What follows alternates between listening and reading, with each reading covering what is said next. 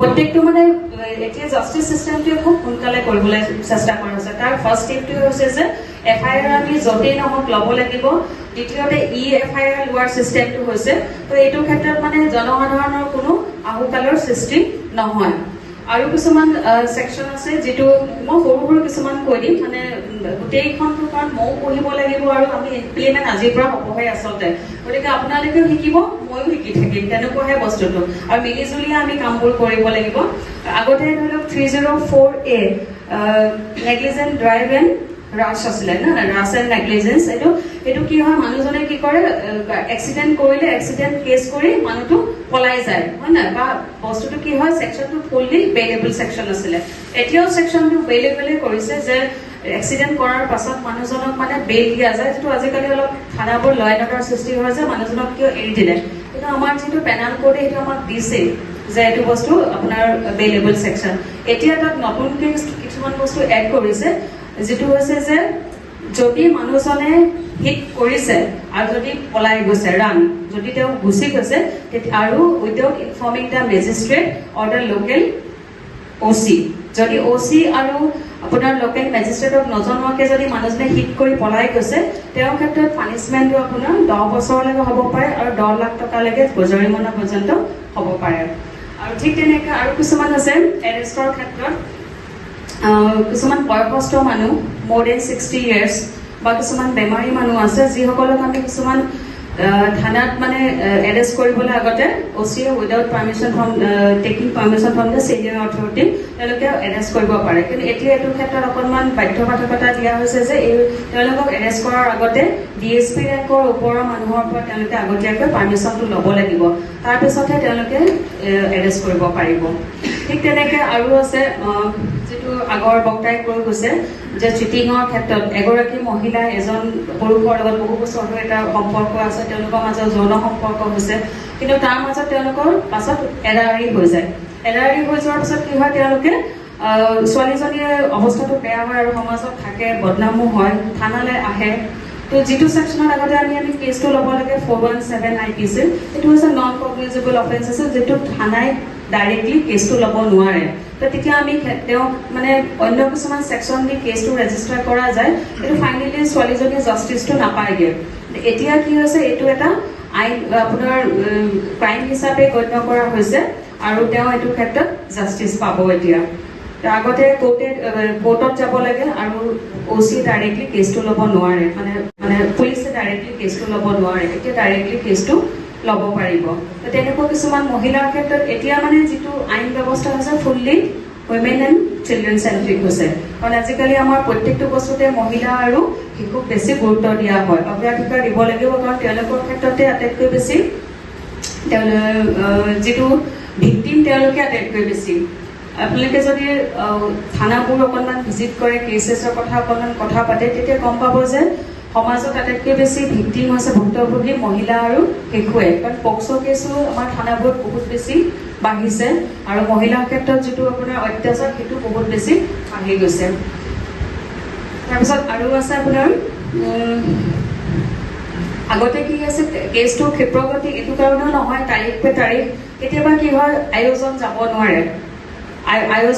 নোৱাৰে বা তেওঁ কিবা কিবি ল এণ্ড অৰ্ডাৰ ডিউটি থাকে, যাৰ কাৰণে কেছটোক লৈ তেওঁ আপোনাৰ কোৰ্টলৈ আকৌ এপ্লিকেশ্যন দিব লগা হয় যে মই আজি যাব নোৱাৰিম, মোৰ VIP প্ৰগ্ৰাম আছে, তেনেকৈ কেছবোৰ মানে ডিলে হৈ থাকে। তো এতিয়া কি কৰিছে, এইটো বস্তু আমি এপেৰিয়েন্স মানে আমি ভিডিঅ' কনফাৰেন্সৰ যোগেদি আমি কোৰ্টত সাক্ষী দিব পাৰিম। তো এইটো হৈ যোৱাৰ লগে লগে খৰতকীয়া হৈ যাব কামবোৰ। দ্বিতীয়তে আপোনাৰ কেছটো যাতে মানুহজনে জাষ্টিছ পায়, জাষ্টিছ পাবৰ কাৰণে অডিঅ'গ্ৰাফি এণ্ড ভিডিঅ'গ্ৰাফিটো আজিকালি প্ৰাইমেৰী এভিডেন্সৰ ভিতৰত ধৰিছে। আগতে অডিঅ'গ্ৰাফি এণ্ড ভিডিঅ'গ্ৰাফিটো আমি সদায় যিটো এভিডেন্স এক্টত ছেকেণ্ডেৰী এভিডেন্স হিচাপে পঢ়িছিলোঁ, কিন্তু এতিয়া এইটো আপোনাৰ অডিঅ'গ্ৰাফি এণ্ড ভিডিঅ'গ্ৰাফি আপোনাৰ প্ৰাইমেৰী এভিডেন্স হিচাপে ধৰিছে, যিটো ভুক্তভোগীক জাষ্টিছ দিয়াৰ ক্ষেত্ৰত বহুত ক্ষেত্ৰত সহায় কৰিব। আগতে পাৰ্মিশ্যন ল'ব লাগে, এইটো মই যেতিয়া শিৱসাগৰত DSP হেডকোৱাৰ্টাৰ হিচাপে আছিলোঁ, তেতিয়া আমি কেছবোৰত এইখন আইন অহাৰ আগতে আমি ভিডিঅ'গ্ৰাফি কৰি জমা দিছিলোঁ, কিন্তু সেইটো কোৰ্টে একচেপ্ট কৰে নকৰে, it depends on the court. তেওঁলোকৰ ওপৰতে সেইটো ডিপেণ্ড কৰিছিলে, কিন্তু এতিয়া এইটো মেণ্ডেটৰী হৈছে যে কোনোবা এখন কেছৰ লগত যেতিয়া বস্তু চিজাৰ হ'ব বা ষ্টেটমেণ্ট লোৱা প্ৰত্যেকটো বস্তু আমি ৰেকৰ্ডিং কৰি তেওঁ ষ্টেটমেণ্টটো লৈ মেলি কোৰ্টত জমা দিম। জমা দিয়াৰ লগে লগে সেইটো এটা কি হ'ল হষ্টাইল এভিডেন্স যিটো কয়, মানে মানুহে পুলিচৰ আগত কয় এটা আৰু যেতিয়া কোৰ্টত সাক্ষী দিবলৈ যায় তেতিয়া তেওঁৰ ষ্টেটমেণ্টটো সম্পূৰ্ণ সলনি হৈ যায় যে মই নাই কোৱা, পুলিচে মোক জোৰজবৰদস্তি কৰাইছিলে। এনেকুৱা ধৰণৰ কিছুমান প্ৰায় অভিযোগ দেখা যায়, সেই অভিযোগটো নোহোৱা হ'ব আৰু ভুক্তভোগীয়ে ন্যায় পাব। আগতে হষ্টাইল উইটনেছটো খুবেই হয়, যাৰ কাৰণে আমাৰ কনভিকশ্যন ৰেটটো বহুত বেছি কম। যোৱা আৰু বছৰলৈকেতো অসমত খুবেই পাৰ্চেণ্টেজটো কম আছিলে কনভিকশ্যন ৰেটটো, কিন্তু এতিয়া অলপ বাঢ়িছে।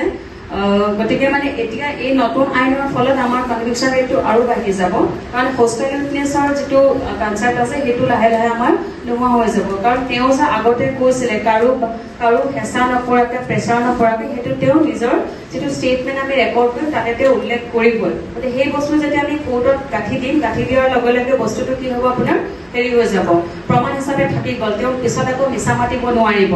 কোৰ্টত তেওঁক লাগিলে 2 মাহৰ পাছতেই মাতক, 6 মাহৰ পাছতেই মাতক, গতিকে সেই ক্ষেত্ৰত তেওঁ মিছা মাতিব নোৱাৰিব। এতিয়া নৰ্মেলি কি হয়, চিজাৰ যেতিয়া কৰে, য'ত আমাৰ উইটনেছবোৰে চাইন কৰে, তেওঁলোকে সদায় এটা কথাই কয় যে আমাক পুলিচে উকা কাগজত চাইন কৰোৱালে, তো মই একো নাজানো।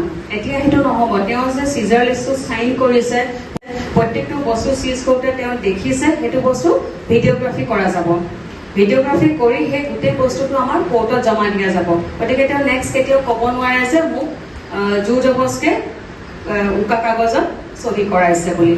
তো এই বস্তুটো মানে পুলিচৰ ট্ৰান্সপাৰেঞ্চিটো বহুত বেছি এতিয়া হৈ যাব জুডিচিয়েল চিষ্টেমটোত বা গোটেই আইনৰ প্ৰচেছটোত। কোনেও কাকো পাব্লিকেও এতিয়া সাক্ষী দিব বুলি ক'ব নোৱাৰিব, অফিচাৰে আপুনি নিজেই ক'ব এইটো। গতিকে মানে সেই গোটেই বস্তুটোৱে হৈছে ইয়াৰ এটাই উদ্দেশ্য হৈছে টু গিভ জাষ্টিচ। নতুন আইন কেইখনৰ থুলমূলকৈ মই এয়াই ক'লোঁ, কাৰণ আমি নিজে আজিৰ পৰা এনফৰ্চমেণ্ট হ'ব, এক্সিকিউট আমি কৰিম। গতিকে মিলিজুলি বস্তুটো কি হয়, আমি কৰিহে লাৰ্ণ কৰিম, নহয় জানো? এতিয়াই মই কৈ দিলে পাছত সেইটো বস্তু আকৌ বেলেগ কিবা কিবি থাকিবও পাৰে। গতিকে সকলোৱে আমাৰ এটাই মই কৈছোঁ যে আমাৰ মেন পাৱাৰ বহুত শ্বৰ্টেজ আছে, দ্বিতীয়তে আমাৰ টেকন'লজিটোতো ইমান হেৰি নহয়, আৰু গতিকে এইটো ক্ষেত্ৰত আপোনালোকৰ সহায় সহযোগ লাগিব। আপোনালোকৰ সহায় সহযোগেৰে আমি নতুন আইন কেইখন লাগু কৰিবৰ কাৰণে আমি চেষ্টা কৰিম।